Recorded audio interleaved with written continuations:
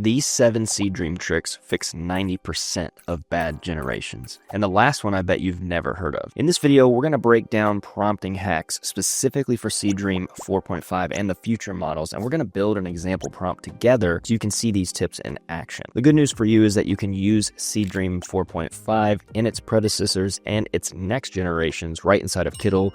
And if you've never heard of Kittl, it's a design tool that you can sign up and use with the link down in the description. You can even follow along with me if you want to. Now, the main difference between Seedream 4 and 4.5 is precision. Model 4 was already pretty good at style and direction, but with 4.5, you can get sharper details, and this works to your advantage when it comes to prompting. So let's get to our 7 tips. Number 1, you want to lead with your main subject. When creating prompts for Seedream 4.5, the model gives priority to whatever appears first in your prompt. So if you want a person or a product or a graphic or some other object to be central, put that at the beginning, and this helps Seedream focus on what matters most. So if I want an image of a black cat walking down an alleyway with neon lights glowing on it, I want to make sure that that subject, the black cat, would be at the front of my prompt so that Seedream prioritizes the details of the black cat and then fills in the scenario with my additional details. I may also talk about the details of the cat right at the beginning of my scene, like maybe I want one of the ears to be clip,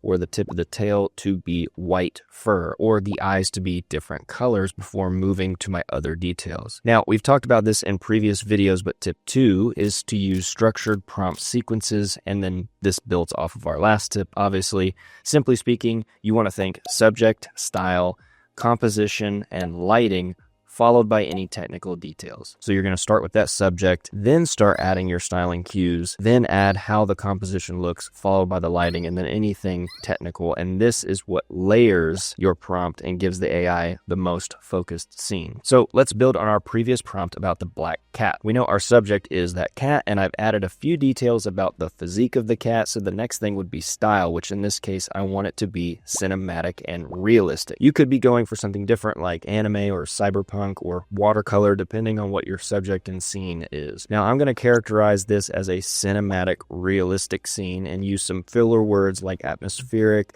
maybe gritty, and I really want to hammer in that this is grounded in realism. After that would be composition, and because I've already defined where the cat is, it's in an alleyway and it knows there's neon around, we're going to talk more about what the cat is doing and behaving like. So I want the cat to look alert, I want it to be in the middle of walking, one of the paws might be up like it's frozen, maybe it's listening for something or it noticed something. I want the positioning to be slightly off center of the camera, and the cat should obviously be facing the camera because I want to see its different eyes. And you could go more or less into detail here depending on what kind of scene you are building. The next thing in the prompt structure will be lighting, which again, the AI will know what neon looks like. So I might just say neon blue and pink light is radiating from the cat's fur on the side or the back of it, and it's creating some spill. I might use a word like halation, which creates a kind of a cool effect. And don't forget to add these lighting instructions as well as adding them to your surrounding features like the concrete or the texture or the floor or whatever it is that your subject is standing on. Then lastly, you want to include any technical details like maybe the type of camera or any photography instructions you might have. I kind of have a catch-all into the prompt that I use like shallow depth of field, 35mm lens, ultra detailed texture. Because we're talking about a cat, I'm also going to put in there realistic fur one more time at the end. And all of this together should give you some photos that look like this.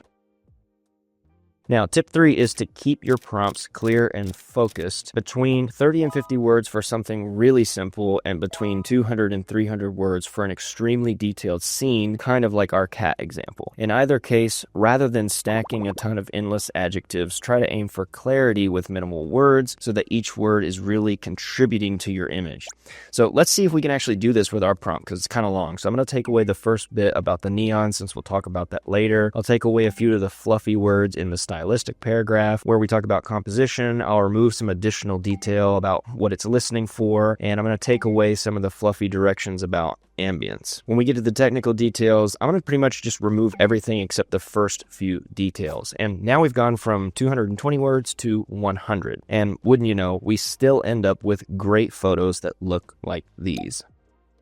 Although I do kind of wish I would have specified it was nighttime. So That's something you should think about when writing your prompts. Tip 4 is to define the space between the relationship of your subject and object. In other words, where is your subject in relation to everything else in the scene? When you have that figured out, make sure you insert it in the prompt. For example, if you have a product centered with negative space or a character that's positioned on the left with tables and flowers on the right, you want to explicitly describe that spatial relationship. This helps Seedream render composition that mirrors what real-world logic would be. Back to our cat prompt, because I used an alleyway as my setting and the camera angle as low, I was pretty confident that the cat would pretty much be center or off of center in my prompt, because in one of them, I did make it specific that I want it to be off-center. And this might be really important because you may be building a storyboard or, again, doing something with product photography in your photo shoot. Tip 5 is to define the medium in your prompt. For example, if you want a real-world type photo, you want to use a real-world medium in your prompt. So instead of only saying cinematic, you want to reference things like the camera lens, like 35mm, or like medium format photography. Even something like studio photography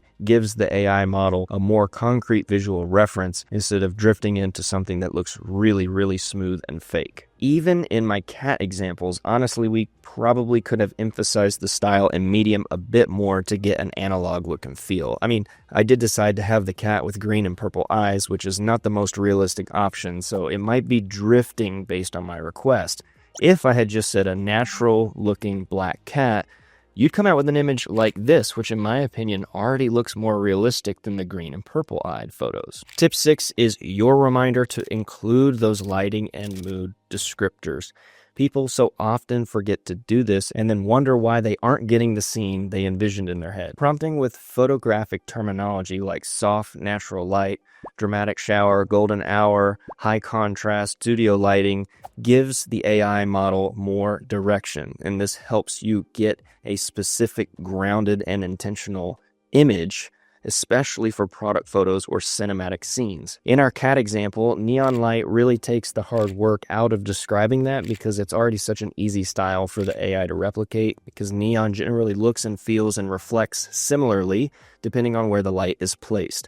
All we have to do is decide where in the scene we want that neon light and where on the cat we want it to reflect. But if we change our neon lighting to something like golden hour, and then we tell it where the light should be coming from or hitting off of, we can get some photos that look like this, which is a completely different mood, but still very cool. Now, our last tip, number 7, is to use Kittl's AI style library to help you get the best results for your generation. If you're struggling to define the type of style, we have these categories in our style library for you to choose from. All you have to do is simply select the style, add your prompt, and then the pre-selected style will do all the heavy lifting explaining to the AI what kind of style you want. We have a tool that auto-selects the best model for the style, but you can still always go and change the model, like, for example, Seedream 4.5 if you want. As you can see, many of our photo style presets actually favor Seedream 4 and 4.5, but that doesn't mean you can't select a different one and then go select Seedream if you want to. Now, this feature paired with other Kittl features like Remix, Prompt Builder, Prompt Enhancer will all allow you to take your images to the next level. And if you want to know how those work, I've got videos linked down in the description you should check out next.